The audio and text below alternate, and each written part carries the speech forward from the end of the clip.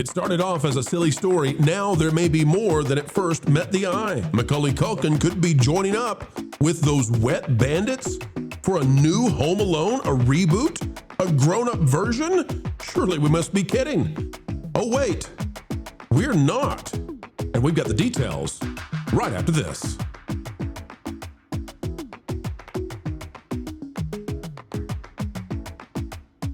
Hello and welcome back, folks. It is a good day every day. We get to spend the time that we like to spend with you, and it's a great day to do so. Folks, welcome back to the Pro Channel, where we continue to give you the news you need to know days ahead of when the drive-bys even get a whiff, a sniff of what it is that we're up to, uncovering the tracks of Holly Weird. Today, we're going to tell you why you might be revisiting Home Alone.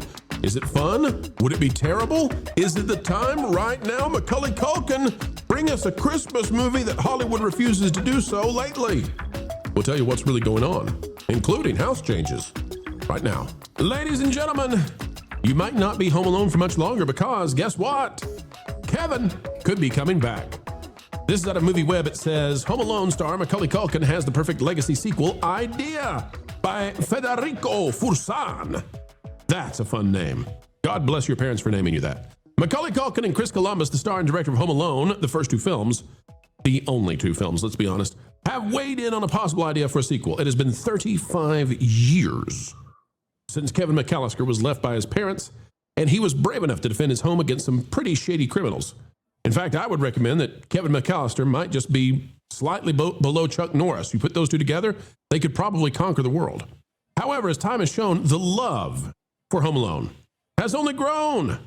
Does that mean the original characters should return in a legacy sequel? McCauley Caulkin and Columbus offer their take. Here's what we got, okay? Quote, it's been revisited with really bad sequels. Sorry to insult anybody. This is the original director, but they've completely blanked it up. It started with Home Alone 3, and then it just went downhill from there. Home Alone 3 is sort of the best of the bunch of really bad movies. Here is McCauley Caulkin's idea, and then I'm going to show you folks. Hang tight, okay? Because I know right now we're just theory crafting, but something has happened. Something has changed that makes us all say there might be a new Home Alone on the way. Quote from McCauley Caulkin, I like the idea that maybe Kevin's older, that he's like a widower or something like that. He's raising his kid. They don't really get along. He's working all the time. It's almost like a liar kind of thing. There's one of two ways you can do it. One, he actually leaves the kid behind by mistake, calls up his mom like, so sorry, I get it now. Or leave him behind on purpose, like, hey, that made me into the man I am today. Then he locks me, Kevin, out of the house, and he's setting up traps and things like that. And I think I see them coming because, I'm the expert. It also explains why I don't call the police or locksmith, because I'm embarrassed my kid is beating me and this is my gig. And I think the house would be kind of a metaphor for getting back into the kid's heart kind of thing. Okay, fun kind of pitch, but it's missing something. It's missing our beloved wet bandits. Let's go down to Columbus, his take. He says, I don't think Joe Pesci would be interested. He's saying that you got to have it. You got to have them. They got to be there. Said, I haven't seen Dan Stern since 1992. I don't know if he would be interested. The problem is when you're doing a film like this, a lot of it is really based on cast. Part of it is based on the cast at that age and at that particular time, and I don't think you can duplicate that. But he's not against it. And here's the quote we've got. He says, they're bitter, they're angry, they want revenge. And who do they want revenge on? McCauley. And at that point, I thought McCauley could have a kid, sort of Kevin's age, and it would be his own kid dealing with these two guys, talking about the wet bandits, a revenge film of them escaping prison. Interesting, eh? But it's just fun. It's just theory crafting. Nothing is actually happening. And it's just random that this Christmas season, for the first time in 35 years, they're talking about making another one. It's just totally random, right? Hello, New York Post. How you been? Zachary Cussin? Zachary, don't be doing that, okay? The iconic Home Alone house will be restored to the way it looked on screen. Have you all seen these pictures going around? You've seen it, right? Where they blandified the inside of the house and it doesn't look like... Yeah. They're going to put it back. They have the right, and it is the opposite of Christmas. Yeah. Well, they're going to put it back. They're going to change it and make it be just like it was. Looky there. See that paint bucket they're going to put back? Yep. They're going to make it be just like it was. So here's the fuss here, I think. Tabitha, maybe there's not going to be another Home Alone movie. But I wonder if the owners of the house are saying to themselves, you know what? We're going to make it so if another one comes along, we're ready. We're going to have this house looking just like it was. We're going to call up McCauley and the director and say, get on over here. We're ready. We got you. You can come back to the same house. We'll do it again, baby. And I think there's actually movement behind this. Tabitha, I would love to see Pesci come back in. I'd love to see the Wet Bandits again. We can't get old man Marley. He's passed on. But the rest of the cast, let's do it. Let's go. What say you, Tabitha? Should we get another Home Alone, or can we simply not recapture the magic and the murder of original Kev? Yeah, no, this is a terrible idea.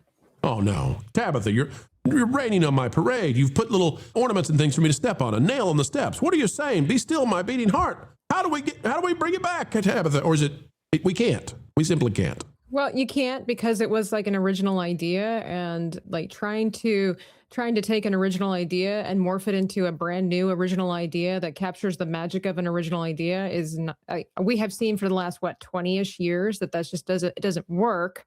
And we're really tired of sequels and this nostalgia bait and the member berries and all of this thing. I think something that I noticed that wasn't mentioned in this article is a key component, especially to the argument about Christmas movies, what constitutes a Christmas movie, what does not constitute a Christmas movie. The wild, crazy aspect about Home Alone is because it's like the most ridiculous idea of, oh my gosh, what if during the holiday season, one of the craziest, most trafficked kind of season of the year, and these people are going to go on vacation for Christmas and accidentally leave their kid behind during Christmas season. That's like an integral and crucial part of the story to set boundaries and actually adds the heart of the story. The whole idea is to be together with family for Christmas. And that's why this is such a crazy, kooky kind of movie, is like, oh my gosh, we're supposed to be together at Christmas. What's the most radical way to not spend Christmas from your parents or with your parents is to be separated at home and then turn your house into a bomb shelter, essentially, away from, trying to escape evil people. Tabitha, what if we modify it? What if he defends a toy store somewhere? It's still not Christmas. They're the key. There's no mention of Christmas about this. Home Alone is supposed to be a crazy Christmas movie. There's nothing there. So there's no magic about that or whatever. This is supposed, so it's like, and I'm getting really, really tired of movies that are pushing this idea that families are all broken and that it sucks to have families. And the only thing that we can do is bicker and fight and somehow try to get it back together in some fashion. I know every story needs an arc, but I'm just getting really tired of the family sucks, the holiday sucks trope. I'm going to disagree with you slightly, but maybe I kind of agree with you. So the only aspect of Make up your mind, Jonah. Family is rough, and that is fine as a theme for a movie. But and these are not Christmas movies that I'm going to bring up, but the last Star Wars film, Avengers or whatever it is, the ninth one there, Rise of Skywalker, Palpatine, forgive me. They have a fake family, and in fact, she's adopted into a family she didn't have, posthumously. Strange, weird. Again, to bring up Fast and Furious again, this idea of us family. Like the Guardians of the Galaxy being like, well, we're a family because the people you hang out with are your family is the idea here. So trying to create that Christmas idea around fake family is, if culture's not here, so I'll say it. It kind of feels like Marxism. It's just this idea of no, your real family is not your family. Your family is the people who happen to agree with you and hang out with you. That's the kind of thing you want to get away from. Around family is real family. That's it right there. I'll tell you one thing. Gus Polinski, that guy who brought Polka across Sheboygan, he's family. I don't care what you say. He's family. I've got a pitch for you, Lauren. Okay, let's try this one. What if, because we're going to make this a Christmas movie. We're going to satisfy everybody. Original story. What if the Wet Bandits escape from prison as their lives are fading before their eyes? They want one final attempt at revenge, and they kidnap his kid. And what if McCauley Caulkin tells them he has a particular set of skills on the phone as he gets ready to break into their home now that they have kidnapped the kid and sent the ransom note? Lauren, that could be a fun Christmas story. And he comes down the chimney like Santa Claus, but he's grown up Kevin McAllister, and he's not packing toys. He's packing real heat. And what if it ends with defeat? Like lives are lost in this. Well, I was actually I was kind of thinking a similar pitch, because I agree with Tabitha, I think, and I think this is the one thing that could align me with Kylo Ren, where I would be saying, forget the past, kill it if you have to, because I don't think a Home Alone straight sequel is a good idea. But if you were going to do a reverse Die Hard, then okay, I could maybe see that, because that's clearly a Christmas movie. Clearly, obviously, everybody agrees. But if you're not going to do a straight sequel to Home Alone, I think maybe what you do is just produce the full film of Angels with Filthy Souls. That might be kind of fun to watch. That would be, and do it all in black and white. I mean, go all in, and play it straight. Actually, just make it an actual noir picture. It could be fun to do something like that. Man, that would be cool. I think the only modification I would make is if Kevin's son had a friend, and it turns out that the friend, just through complete coincidence, who's also trying to lock the dad out of the house, if that kid is like Joe Pesci's kid. So when whoever it is finally shows up, Daniel Stern, that would be great. If Marv is there, okay, yeah, great. But Joe Pesci is the real one you got to get there. To have Kevin have to team up with the Wet Bandits to get into this house, I think that would be interesting. Yeah, and hilarity ensues. Mm-hmm. But also movies about movies. What if the Wet Bandits have actually, they've completely, they've come to a new time in their life. They're good guys now, right? And Kevin's the one pulling them into trouble, Jonas. He's pulling them back in again. I think it's a reasonable idea. They're trying to go straight, and then Kevin teaches them, and then they learn from him all the things they need to do to be robbers again. They've been the Wet Bandits, they've been the Sticky Bandits. I don't know what they could be now, but I'm apprehensive to come up with another adjective. The Dry Bandits. Just kind of go through all the stages. I like it. The Dry Bandits. Yeah, all the textures that you can think of, And then, Kevin's the guy who has all the illicit stuff and gets them back into behavior they shouldn't be. We get a scene on that. Bingo, bango, bongo, boom. Here we go.